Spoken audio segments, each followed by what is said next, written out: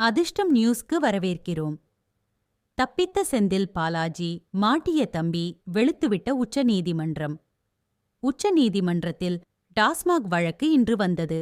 அதில் மாநில அரசு விசாரிக்கும் போது அமலாக்கத்துறை விசாரிக்கக் கூடாது என்று டாஸ்மாகின் வழக்கறிஞர் சொல்கிறார். இன்னொரு பக்கம் அமலாக்கத்துறை வழக்கறிஞர் அப்படியெல்லாம் இல்ல, ரொம்ப நாளாக இந்த வழக்கு இழுத்துக்கொண்டே இருக்கிறது, நாங்கள் விசாரிக்க வேண்டும் என்று சொல்கிறார்கள்.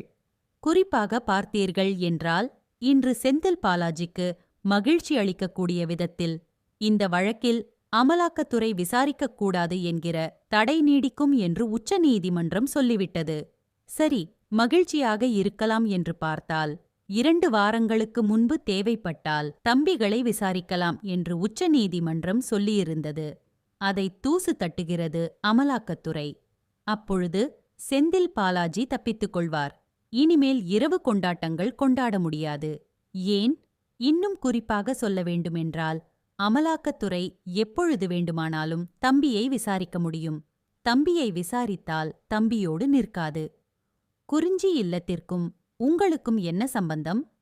டாஸ்மாகின் இயக்குனரிடம் நீங்கள் ஏன் தினமும் பேசினீர்கள்? இன்னும் குறிப்பாக சொல்ல வேண்டுமென்றால் வாட்ஸ்அப் தகவல்களையெல்லாம் நாங்கள் எடுத்துவிட்டோம். இப்படி பல கேள்விகள் வரும்போது அவரால் தப்பிக்க முடியாது. இரவு 2 மணிக்கு மருத்துவமனைக்குச் சென்று செந்தில் பாலாஜியை நீங்கள் மற்றும் துணை முதல்வர் எல்லாம் சேர்ந்து பார்க்கிறீர்கள். துணை முதல்வருக்கும் உங்களுக்கும் என்ன சம்பந்தம்? ஸ்டாலின் அவர்களை நேராக பார்த்து பேசியிருக்கிறீர்களா? அவருடைய வீட்டிற்கு எத்தனை தடவை போயிருக்கிறீர்கள்?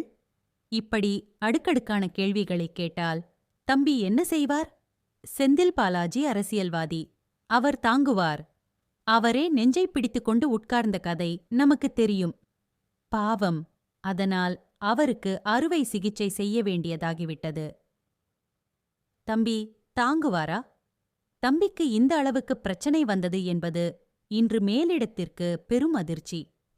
குடும்பம் கதறிக்கொண்டிருக்கிறது. அமலாக்கத்துறை இவர்களை விடாது. ஆனாலும் மேலே ஒரு சமரச முயற்சியில் ஈடுபட்டுக் கொண்டிருக்கிறது.